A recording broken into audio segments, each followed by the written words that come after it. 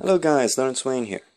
So one day I was playing Stepmania, which by the way is like basically DDR for PC, a rhythm game, so the notes like match the music and you have to time them correctly. So I was playing that and I thought, man, wouldn't it be cool if all these like keys and stuff were, instead of me pushing them, it would be like lights that synchronize to the music. Because all these step files and all the songs you can play on these free DDR clone things, they're all like, because there's a massive community that basically much takes random songs and maps these keys to it. So if I could use that data and make some cool lighting effects out of it, it would look really awesome. Or so I thought, or hoped. So one day I decided to buy this thing, this big strip of lights here. So this is 60 LEDs in all. Each one of these is a full RGB LED with 8-bit red, green and blue channels, and individually controllable, so I can change the brightness of each individual LED, and I can run this at like 60 frames per second, more if I wanted to, but I don't. So what I basically did is I wired this thing up.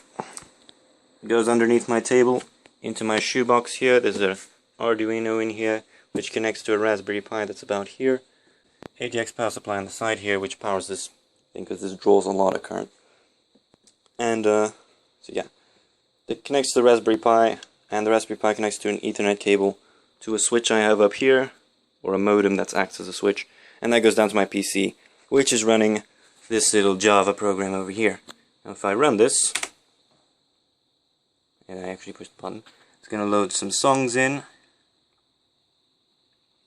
And it's going to connect to serve as light bar, and it's going to start with the power supply, and the floppy drives are going to start whining because they're on that power supply as well. So yeah, this is the same system I use for my floppy drive orchestra. Same overcomplicated setup. So anyway, this program here, as you might have guessed by my introduction, parses Stepmania files and converts them into data for displaying on this light thing here. Now, for most of the song, what basically happens is the two LEDs on this side, two LEDs on that side, blink to the BPM of the song. Then we have 4 sections, I don't remember exactly where they are, that will map to the 4 arrows, up, down, left, and right. Now during some parts of the song, we got some pattern detection stuff going on that will try to emphasize parts of the song that I think are worth emphasizing. For example, jumps, which is when you push 2 keys at once. It will make those brighter and it will make that take up more of the screen. There's a whole lot of different parsing things as well. Now, writing a Stepmania parser was rather difficult, especially converting BPM and stops and negative BPM gimmicks and shenanigans. And oh man, that took me 3.5 attempts, complete rewrites. The half attempt was me rewriting the BPM part, which is about half the code.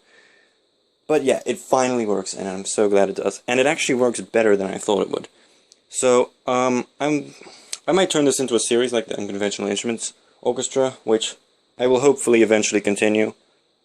As it turns out, using floppy drives for playing music does not make them work reliably. So I'm having some problems with that, especially when I have 8 floppy drives.